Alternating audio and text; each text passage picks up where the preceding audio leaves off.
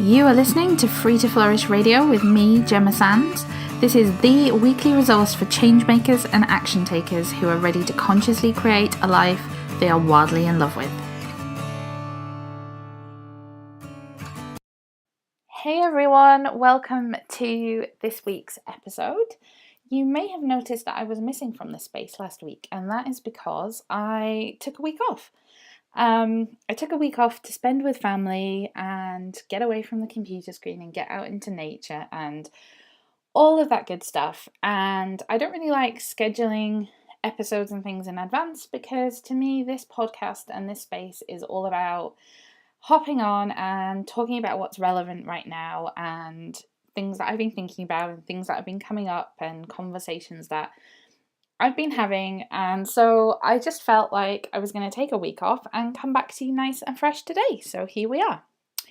I do have some more amazing guests lined up for the coming weeks. I've had incredible feedback on the episodes that we've had so far with special guests. So I am going to keep that format coming. But today I just wanted to hop on and chat about something that's been on my mind lately, and that is comparison. Comparison. We all do it. We've all done it at some point in our lives. And the reason I want to talk about it is because for many of us, comparison can actually become a really big problem. It can be so debilitating. It can stop us from consciously creating our vision of life, our vision of business, whatever it is that we're trying to create for ourselves. And I think comparing ourselves is a really easy thing to do because we are constantly on social media. So it's very easy to compare ourselves to what we see on social media.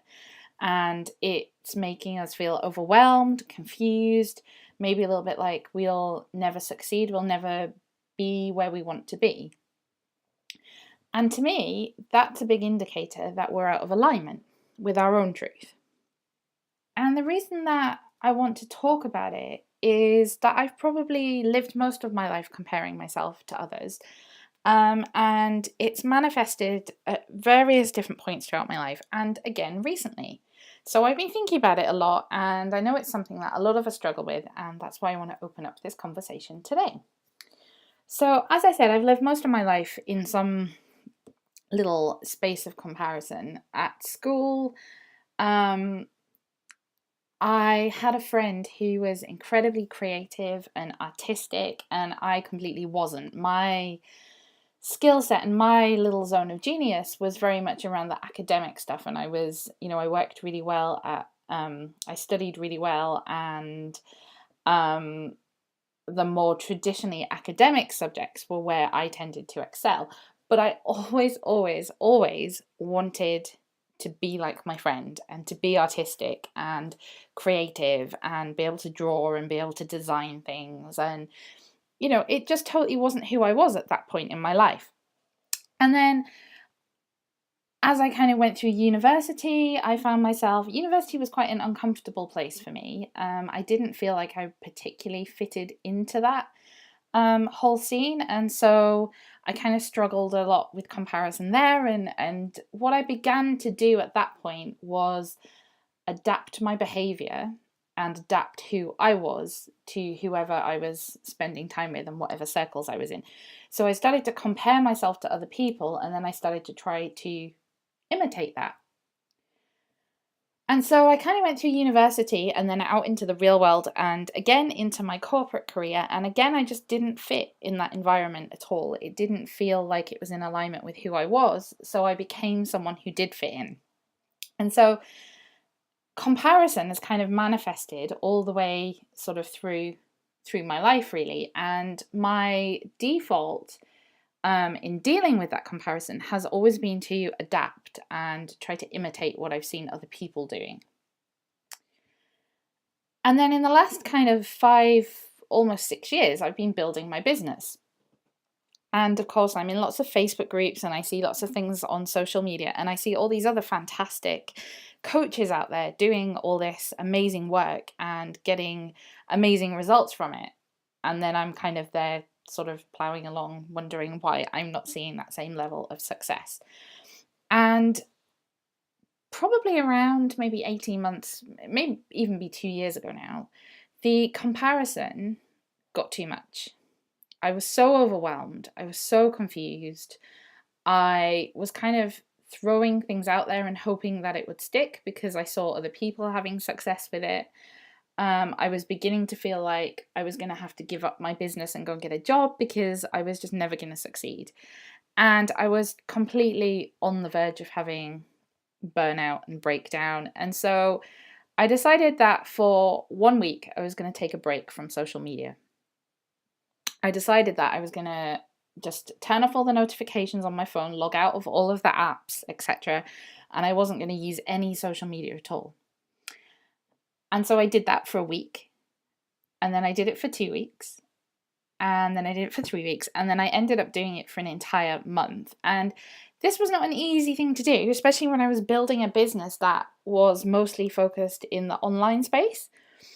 But what I found is that the less time I spent on social media and looking at what everyone else was doing, the more creative I felt, the more inspired I felt, and the more in tune with who I am and what I have to offer I felt. And so when I came back to social media after that month away, I very much made it a intention that I was going to use social media, as I had been, as a way to connect with others, as a way to grow my audience, but I was going to spend a lot less time looking at what everyone else was doing. And then last week, interestingly, I had taken a week away from my business. I was heading for a fairly big goal for me in my business, and I was reflecting on that while I was away, and I realized that I maybe potentially was not going to hit that goal by the end of the month. And the comparison came up again, and I started to think about all these other amazing women that I see who are building fantastic businesses, and each month they're celebrating reaching their goals, and I started to really get into the space of maybe I can't do this. Maybe there's something wrong with me. Maybe I'm never going to get to where I want to be. Maybe I'm never going to create the things that, I have listed on my vision board. But the difference this time was that I didn't let myself go down that rabbit hole of thinking. I realized what was happening. I pulled myself away. I took some time to really sink into my vision. And I let go of worrying about what everyone else was doing. And I think the tendency to compare ourselves to others is, it's a completely human thing. It's as human as any other emotion that we experience. And I know I'm certainly not alone in this experience. I'm pretty sure that everyone listening to this can probably think back to a time in their life where they maybe, found themselves getting stuck in this comparison trap. And that's the thing. Comparison is a trap because it's a decision that only steals joy from our lives. It doesn't give us anything. It just takes things away. It prevents us from living life how we want to, in the way that we want to. And it becomes a habit. So I think it's really important to just kind of start to become aware of when this is happening in our lives. And if we just dissect comparison a little bit and think about what it really is and break it down, I think it's really interesting, because the first point I want to make is that the comparisons that we always make are always 100% unfair, because we typically compare the worst of what we know of ourselves to the best of what we presume about others. And I think, especially in this era of social media and Instagram that we live in, is that, we look at a very edited version of something and we make assumptions about that, and then we compare what we know our reality to be against that. And one snapshot in time never really tells the whole story. And I know that with my own Instagram account, I've created, pretty little pictures in the past where in the little square on Instagram, everything looks pretty and amazing and all well put together. But if you actually just zoomed out a bit and saw all of the stuff around the piles of things in my office around my desk where I've maybe taken that picture. It tells a completely different story. And I try as much as I can to not present everything as pretty and perfect, because that's not real life. The other thing about comparison is that it completely robs us of our time. So each one of us gets, I think it's 86,400 seconds every single day. And to me, using even just one of those to compare ourselves or our accomplishments to someone else is just 1 second too many. We are here for a very unique purpose, each and every one of us, and any second that we spend comparing ourselves to someone else takes us away from that purpose.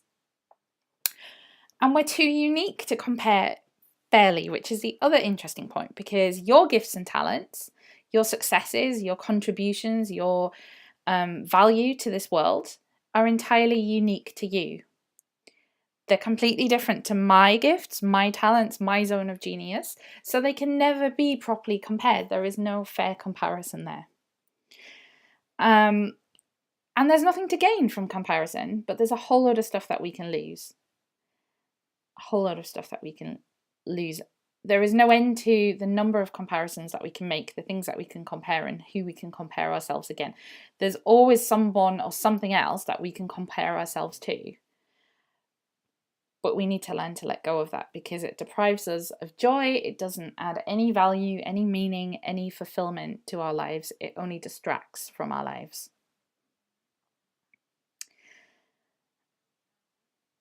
And the key to all of this is that comparison puts the focus on the wrong person. There is only one person who can control your life, you.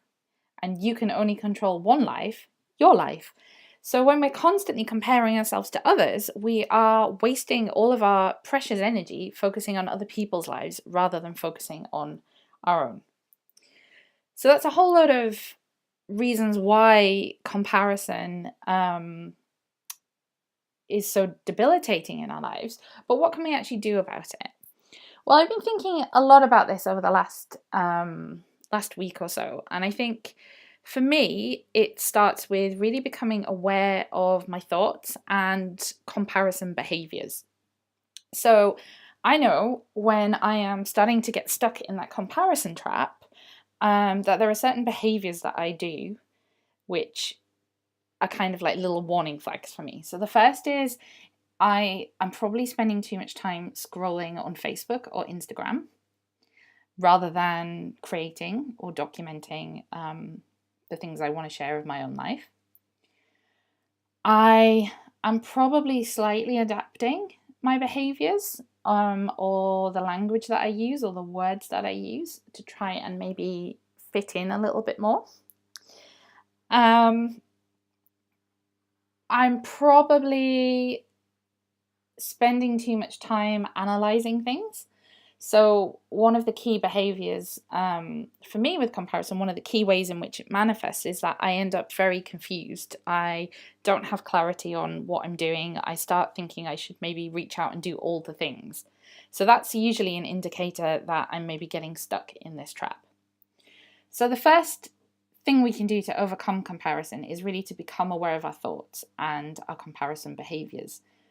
And then the second thing is to turn inwards and get back into alignment, because I really do believe that comparison comes out of the fact that we are out of alignment with what it is that we're trying to create for ourselves. So if we're comparing ourselves to each other, then we've forgotten that we have this unique purpose in life. So to get back into alignment, one of the things I love to do is to take out my journal and to write out a script for my life. And if you listen to a previous episode where we had a special guest on, Ellie, she talked a lot about her conscious creation practice, and I've kind of adapted that as my own practice now, and I'm loving it. So if you haven't jumped on board, go back and listen to that episode. It's a great episode. But the idea is that you write out a script for how you want your life to be, all the things that you want to call into your life for a particular month. So we're at the beginning of March now. So write one out for March, and the key is to do it in the present tense. So It very much looks like for me, a big focus at the moment is my health. So one of the things that's in my script is things along the lines of I nourish myself every day with whole foods. Moving my body comes easily to me. It's joyful, and yeah, kind of put it all into the present tense like that. And just write it out. List out all of the things that you want to call into your life, and forgetting about all of the things that other people are working on in their lives. Get back into alignment, and then the key to this practice is consistency. Get that script out every single day, read it out, tweak it, change it, amend it as you need to. You can even write it out new every single day if you wanted to. I did that for kind of a week and found that practice really valuable. So get into alignment with what it is that you're calling into your life.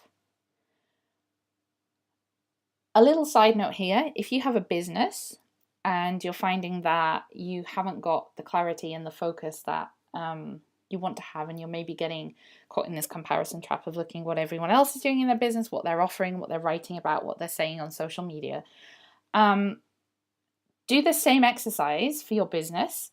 Tune into your zone of genius. And by that, what I mean is look back over your personal story. Look back over the things that you believe in. Look back over the things that you have to say, the stories that come out of your life, and list them out. And then focus on that. Talk about those things on social media. Share about those things in your blog.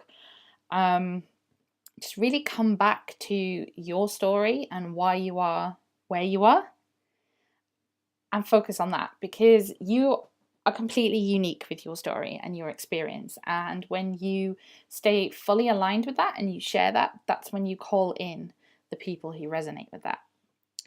So the first thing was becoming aware of your thoughts and your behaviors. The second thing was getting into alignment. And the third thing is gratitude. Because when we are in a space of gratitude and we are practicing gratitude, it forces us to recognize all the good things that we already have in our world. And for me, writing a gratitude list is a great thing to do. Write down 10 things every night that you are grateful for. But for me, I like to take it a step deeper.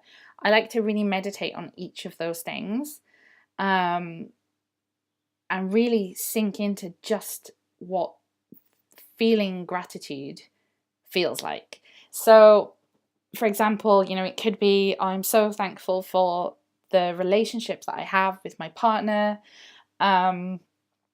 Every day when I'm with that person, I feel like X, Y, and Z. It just feels amazing to wake up and spend the day with them, and just really sink into it, really get deep with it, and really feel it. And the more that we can do that, the less we look at what other people are doing and what other people have. We become so grateful for everything that we have, and it really helps to focus us on what it is that we're creating. The next thing is remove the triggers. So for me, in my experience I talked about a couple of years ago, I removed social media completely for a month. And you don't have to do anything as drastic as that.